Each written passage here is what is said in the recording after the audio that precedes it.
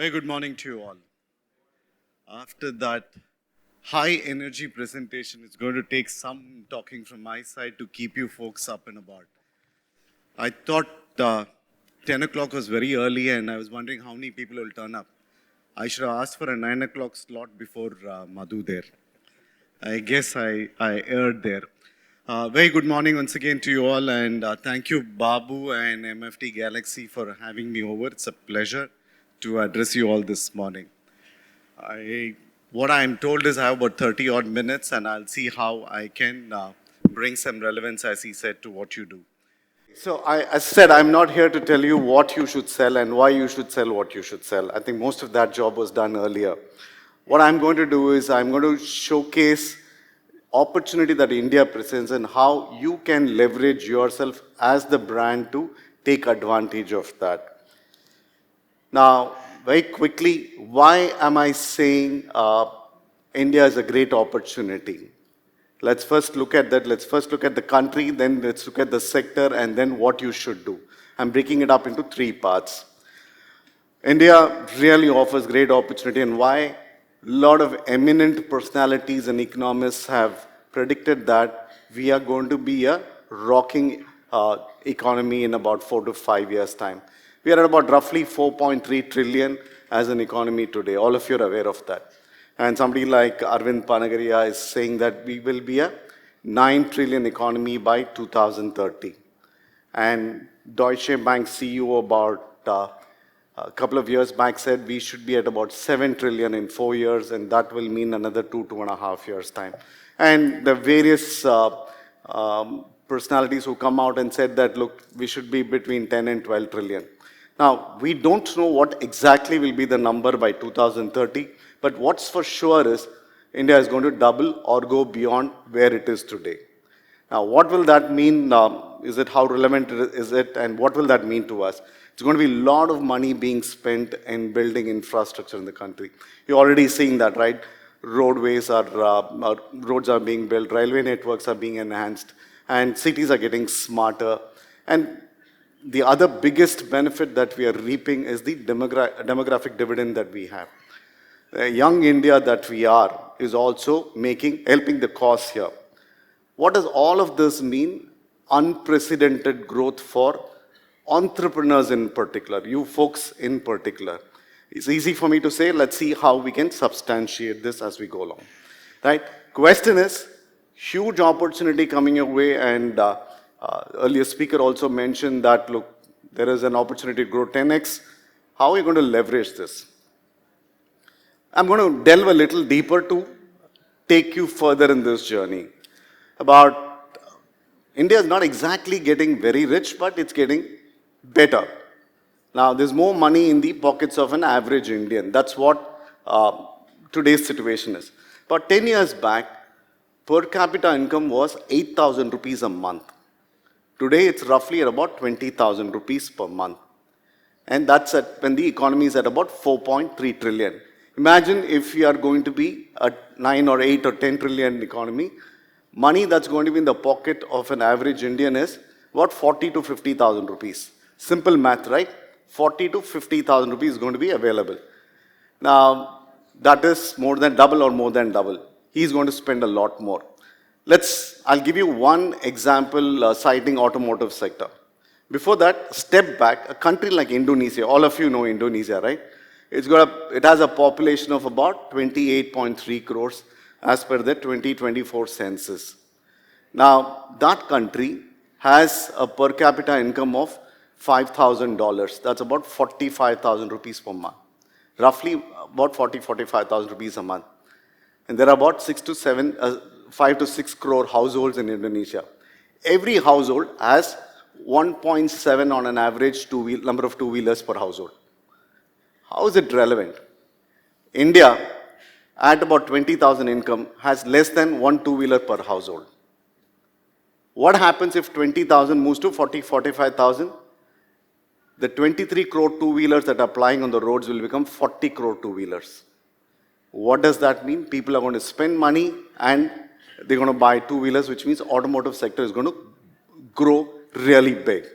Same is the case with car ownership. Currently at about 7% will double in the time that we are talking about. Now, same is true. I'm giving this as an example, right? Automotive as a sector as an example. If you are in construction business, if there are 100 houses being built in the last few years, by 2030, we're talking about 200 houses going to be built. If you're a civil engineer, architect, if you're a designer, your opportunity is 2x at a minimum. Now, are you there ready to take advantage of? Now, is this an urban phenomenon? Not necessarily. Even in the upcountry India or India 2 or Bharat as we call it these days, is growing very fast. And that's where actually most of the action is. I'll give you an example. When I call out a brand like Dove, what comes to your mind? I'm making sure most of you don't go back to your mobile phones and look at your WhatsApp. Premium soap, okay. What else comes to your mind? Okay, the front row is engaging with me. The people at the back aren't. So first thing that comes to your mind is it's expensive, premium, luxury soap for the elite India, high-end.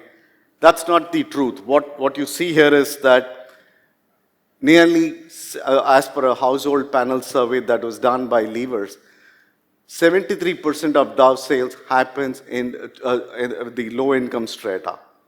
And in terms of volume, half the volume comes from the same group. Our belief is that the beauty soap was used only by the elite. No. And in Back of Beyond, Sudhir Sri Satpathy, he writes in his book, CEO of Factory, that the sale in the hinterland of Bihar is one of the highest business that they get from upcountry India. Almost every household has a 20, 22 or 25 rupee Dove soap in their house, and they use it when they go for a family wedding or any festival that they attend. So its money is not just being spent only by the elite India or upcountry India or urban India, it's being spent all over. In all this, there's one worry. Private capex is not coming through. A lot of big companies are holding on to their cash.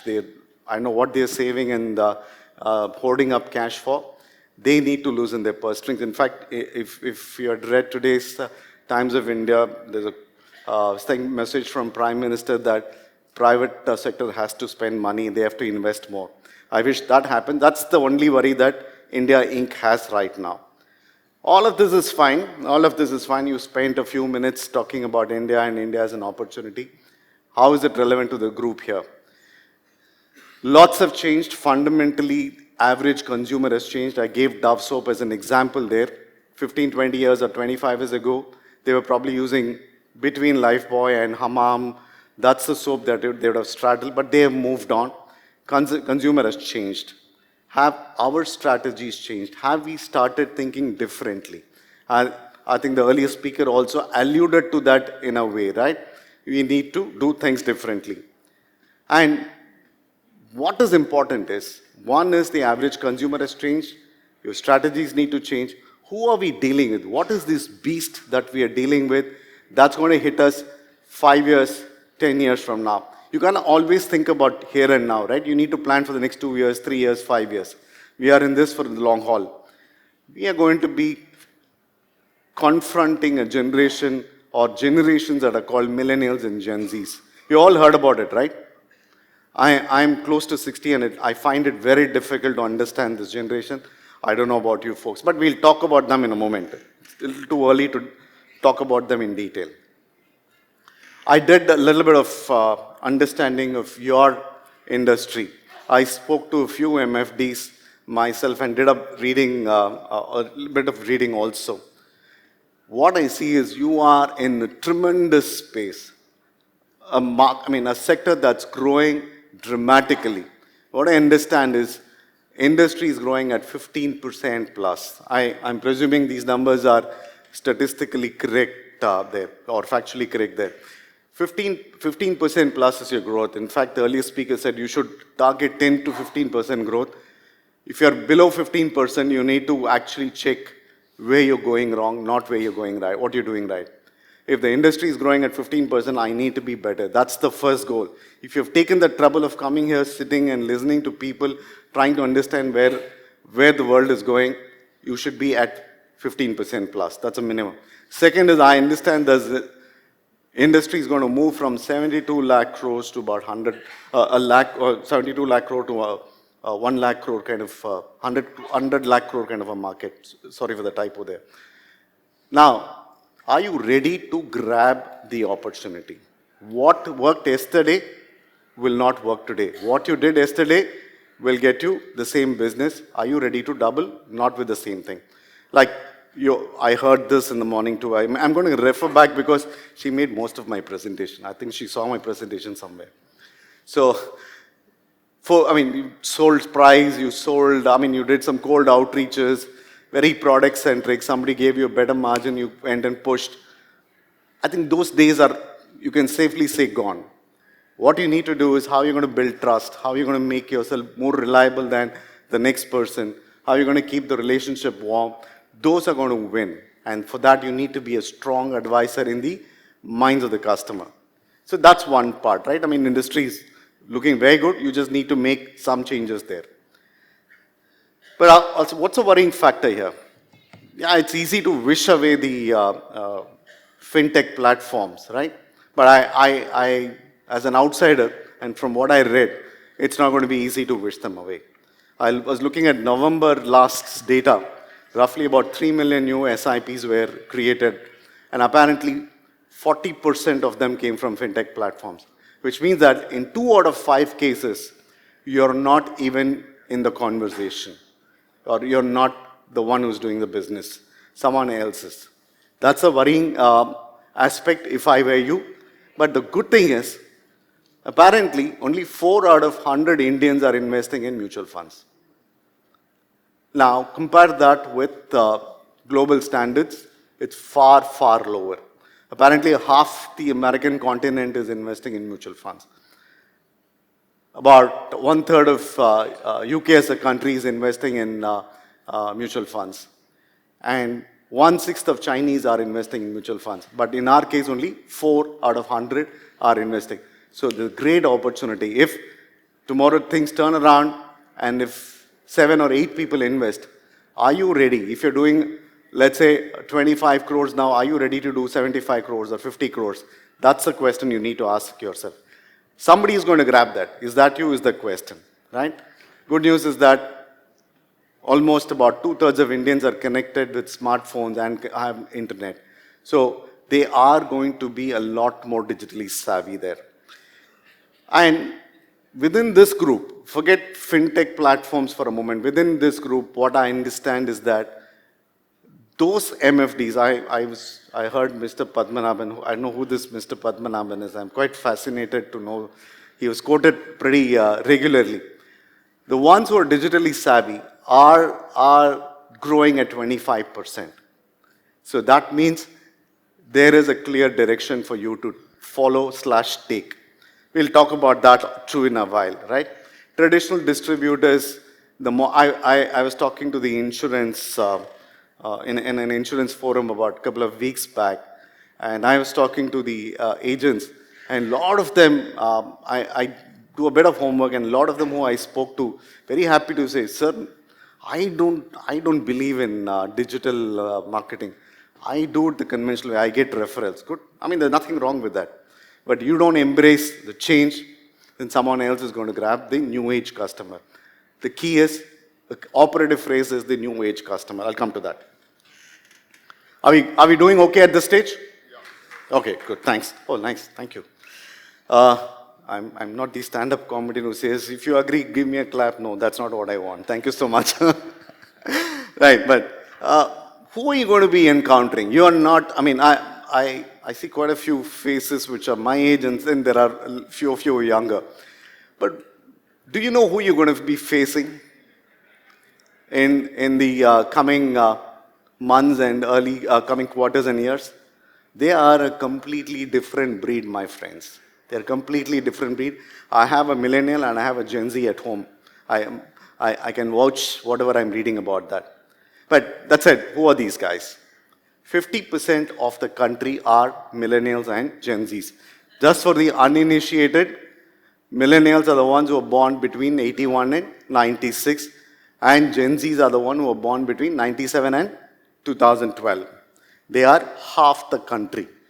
They are half the country. First things first, all of them are right through the day on their smartphone. Then 90% of them have smartphones. And surprise, I don't know what the 30% are doing without the internet. 70% of them have internet. Really, I'm worried about them. But these two data points are on one side. The last one on the bottom right, 60% of them are active on social media. They have an Instagram account, they have a WhatsApp account, or Facebook account. Facebook is passe, it's for uncles, boomers, right? 60%. Key is 60% of them are on social media.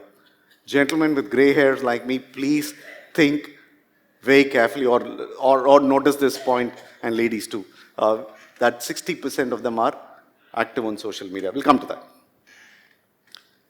I said the average consumer has changed. This is the one that you're going to be dealing with. Who are these guys? They are lot more, anyone here below 35 or 30 in the room? Just put your hand up. Okay, there are very few people, right? So, thank you so much. Thank you so much. Nice knowing you.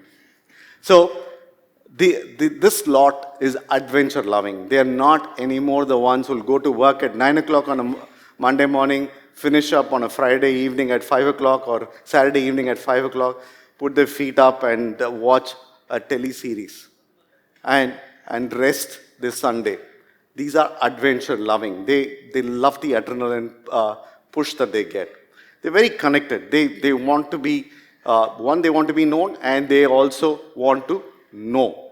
So that's his second. Third is good number of them. While there is a lot of talk about obesity and a bit of laziness creeping in the generation, that's not true. A lot of them are fitness lovers. Sports, cricket, Formula One, football, here to stay. These kids are going to embrace these sports. They're going to be watching it more avidly than the earlier generations. I said, no more Monday to Friday and Saturday, Sunday rest or Sunday rest. They're saying, okay, fine, I worked hard. I have to take the weekend off. I'm going to Lonavala, or I'm going to Mahabalipuram, I'm going to Araku Valley, depending on whichever part of the country they are in. They want to take the weekend off. They want to do other things. Pretty ambitious. They want to do better than their parents. They want to do one up on their peers.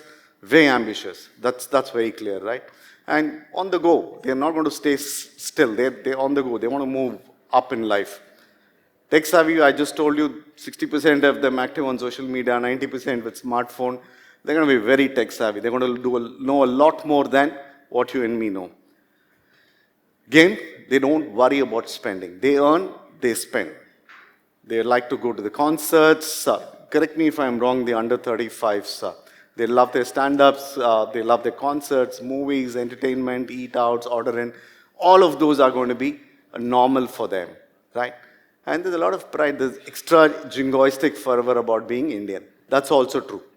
Now, let's coming from where which generation I come from. I'm going to pick one or two of you to answer this question.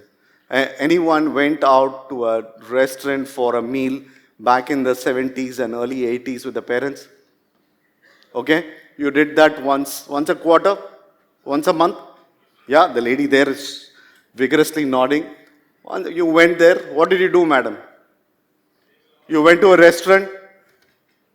You ordered food. Yeah, movie, food. You come home, right? Auto pakdo, wapas aa jao, bus, right? But when you sat in the restaurant, the waiter came, he pulled out one of these from his ears and said, "Kya chahiye?" And then he rattled out some 20 items. You just gave the order. And if you had a father like mine, you have to sit like this. You can't touch the table. And you have to be clean, right? So, food came. What did you do? You ate the food. Yes? Okay. That was circa 1980. Imagine last week you went out with your 18-something, 20-something child. You went to a restaurant? How many of you did that last week? You went to a restaurant, sir. What happened? You immediately ordered food. You did a research, right? You did your postdoctoral research. on the menu card. Correct? There's no menu card. You'll have to scan it. Correct. Life has changed. So, I mean, I can perfectly understand your emotion there, right? So, food came. After about 20, 25 minutes of food came. What did you do? Did you eat? You can't eat if I touch, that's blasphemy. I can't touch the food. Wait. Take the food, let the world know that this is where I am, this is what I am eating. Correct? That's connected world for you, and that's what is the generation dealing with. And you can't do what you did yesterday to win them over. Yes or no? Okay. Now, the challenge is also this. When we were growing up, we saw 4 advertisements between 2 programs or within a program. Today, on an average, these kids are exposed to some 3,000 brands when they walk through a supermarket. Now, are you ready to grab their attention? What's worse than a jellyfish? What's unique about jellyfish? They believe to have the lowest attention span, 5 to 6 seconds. I'll tell you, our friends, the new age friends, beat jellyfish hollow. So you have that 5 or 6 seconds to grab their attention, right? So whatever you do, you need to be in the face in that time with the right message. Whew, very scary, right? Yeah? No, but there's a way to deal with them. How do you do this? The speaker again, earlier speaker saw my presentation somehow. I don't know where she sneaked and saw my presentation. You have to build your own personal brand if you want to succeed in this rat eat rat world, right? The landscape is competitive, but there is a huge opportunity. We just saw that in greater detail. And is this the right time to start building your own personal brand? Best time was 10 years ago, and the second best time is now. Do you agree with me? Yeah. But this is not for those uncles who are happy with 3-4 referrals that they get a month and they close. If you want to double, triple, quadruple, then we'll go through this. Okay? I don't mean it. I'm saying this very carefully and respectfully. I just want you to understand that opportunity is great. Don't constrict yourself. Fair? Yep. Do I have you still in the room and not on the WhatsApp? Thank you. Okay, so you're saying build personal brand. How do we do that? I don't have a 10 crore budget for that. 4 simple steps. We'll see how we can do it, right? In our own way, how we can do it. 4 simple steps. I will explain probably the first and second step a little more in detail. But the first step is you need to lay a strong foundation. Now, what does foundation mean? You need to get your positioning right. You need to establish your credibility. That's step 1 in building your personal brand. I will explain this in detail, right? This is a complete 18-hour elective course in a management college, but we will try and do it in about 12 minutes, right? Second is, you've done that, you know what you want to do, your positioning is clear, your credibility is the story is ready. How do you make it visible? How do you show people? Third is, how do you show to so many more people? Scaling. And finally, how do you make money? There are 4 stages. Let's skip as simple as this. Stage 1. Can we go through this?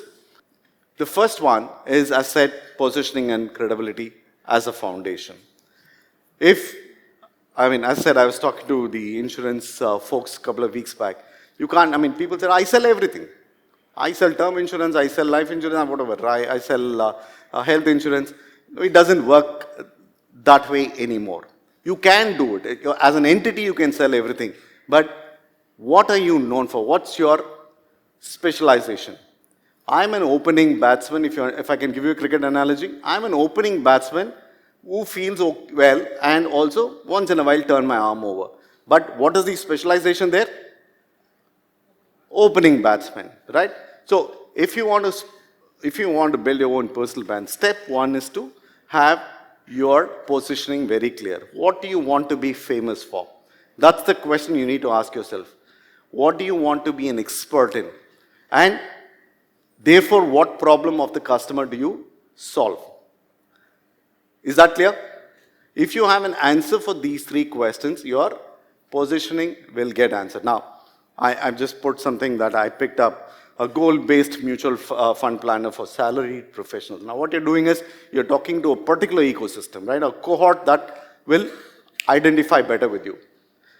A wealth building specialist for SME, retirement corpus architect. 10 years back, nobody came and told me how I should plan. I'm going to be 60 in about a year and a half, 2 years. How I am going to be spending my retired life.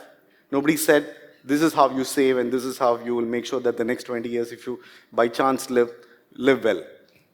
That is I so wish somebody came and helped me out with that. That's an opportunity there. So you need to be clear. But doesn't mean that you don't do other things, but this is important. You are a specialist in something. That's step one. Second is, what's the promise brand Mr. So-and-so, Mr. Padmanabhan, makes, right? Now, you will have to be very clear. Sir, if you come to me, I will make sure that you live the rest of your life with the income that you desire to have without any worries. I'll make sure that the plan is there in place to execute. So that's the second. That's the promise that you make. Third is, you have to, like it or not, you can't say that, no, sir, digital era is for another set of people, not for me. You have to have a digital identity. You probably will have to, let's say, for example, if you want to appeal to the corporate India, if you want to appeal to the professionals working in establishments, private establishments, you need to be there in LinkedIn. You need to have a clear bio which is on the LinkedIn. You need to be in Google Business if you're going to be talking to SME. So you need to have very clear digital identity and a WhatsApp catalog, which most of you, I'm presuming, will have. Then, as the earlier speaker also said, you need to collect all your testimonials, all the good work that you've done over a period. Make sure that you have your testimonials recorded, preferably candidly, and the customer is willing to give it to you. That the customer is willing to give it to you, right? So, step one is clear. Quickly run through visibility and authority building. How do you do this, right? Now, okay, sir, I've done all of this. What do I do next? The next is, I have to get a calendar.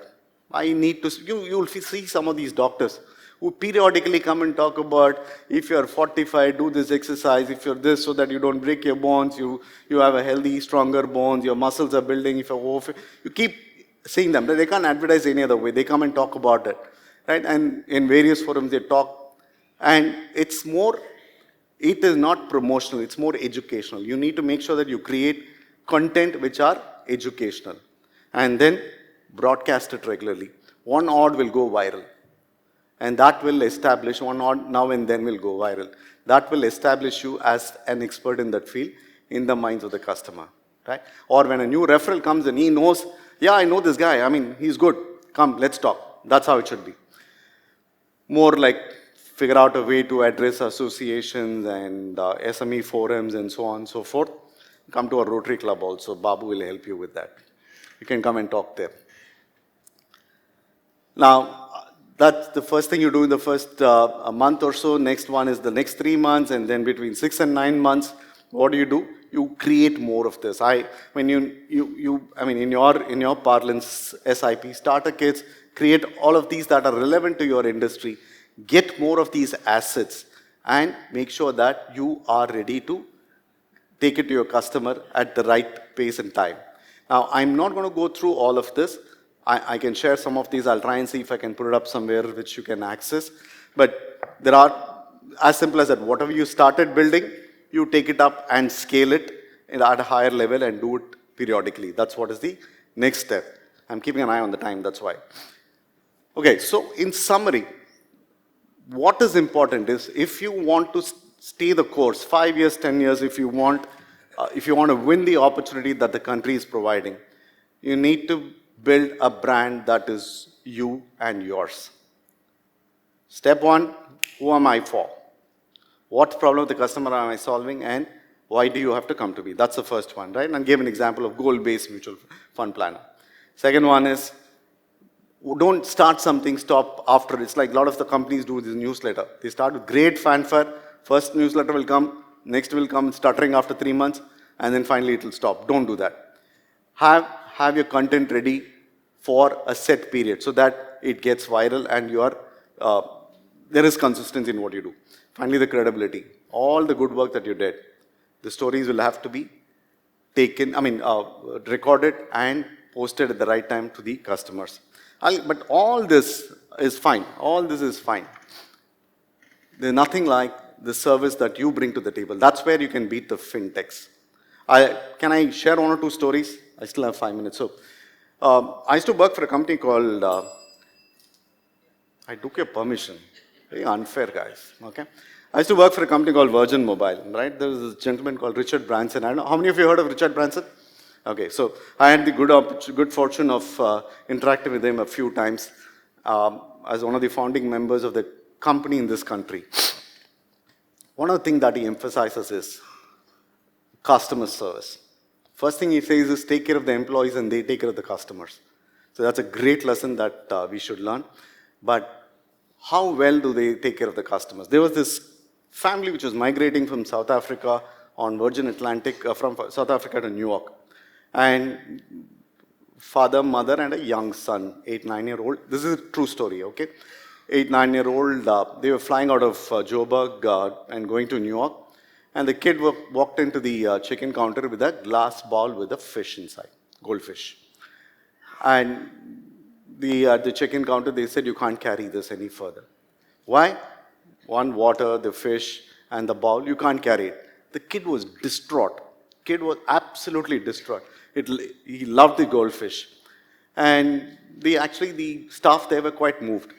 They had a quick check and they said, okay, listen, young man, give this to me. At the gate, they said, give this to me. As you're getting off at New York, I will hand it back to you. Is that a deal? Reluctance, the kid at least said that I'll get it at the other side. He agreed to the request to hand it over. He handed over the ball, water, goldfish, everything's gone. What do you think happened next? Virgin Atlantic calls up New York at the far end, gives the description of what the kid was carrying. Ball went, of course, empty. And at the far end, they were ready with the fish and they handed it over to the boy. Now, do they have to do this? No, right? They could have just said, today's airlines are doing this. Sorry, put it here, go. The sorry is, I'm making up the sorry word. They don't use that unnecessarily. So, that's something which is ingrained in every employee, or used to be ingrained in every employee of that group. At least till I was there, I saw that in action. Another story. For a customer, you should be willing to do anything. Again, in 2007-8, I don't remember the exact year, we were trying to launch Virgin Mobile as a service in India. And we said top-down is a better strategy. Go to the top outlets in the country. If they accept, if they place your product and sell it, the next set of outlets will start buying. So we'll come top-down, positioning is premium, and so on. I'm cutting the long story short. Now, we said then the largest retail chain selling mobile phones those days was a company called Universal. If you're from this part of the country, you would have heard this chain store. I'll try my best, 2 minutes, right? You want me to cut the story short or you want me to continue? Popular demand, right? Now, then there was the mobile store by the Ruyas and so on. So we said we will go to Universal. He has got about 2,000 outlets. Let's convince him. If he is willing to place Virgin Mobile in his stores, we've got a good start. We came down to Chennai. I used to live in Delhi. We came down to Chennai and we tried meeting Satish. He said, no, you're wasting your time. Don't sell. Why shut down the company and go? As negative as Satish could be, good friend now. And at the end of the conversation, he said, okay, I'll consider selling your product if you make me meet Richard Branson. I said, game over, right? There's no point trying to get the conversation forward. I was very distraught. I was driving back to the airport. I had my colleague from UK at that time. He said, let's take a chance. BlackBerry those days, he sent a mail out to Richard's secretary and said, there's this largest Indian dealer network, dealer who wants to meet Richard. Is it possible? We have a huge opportunity. 18 minutes later, we get a message back directly from Richard saying, I am in India on this date, get him to me, I'll meet him. And the day arrives, we make sure that we fly Satish from here to Delhi. at the Park Hotel at Connaught Place, the meeting happens. We told him, come on time. Satish was on time. 5 o'clock was the meeting. Branson walks in at 4:55. He just struts into the area. He looks at me. He had just seen me the week before, so he kind of half remembered me. He said, who is the person? I said, this is Satish. He's the largest dealer in the country. And you know what Richard Branson did? He's wearing a spanking new white shirt. He pulls out the sleeve, unbuttons the sleeve, goes on his knees, cleans Satish's shoes. He said, I'll do anything for my customer. I sold 3,000 mobiles every month after that for 3 years. That's the power of customer service. I want to leave you folks with the thought that everything is fine. You understand your customer, build your brand, make sure that service is at the fore. I'm really happy for the opportunity given. Thank you so much.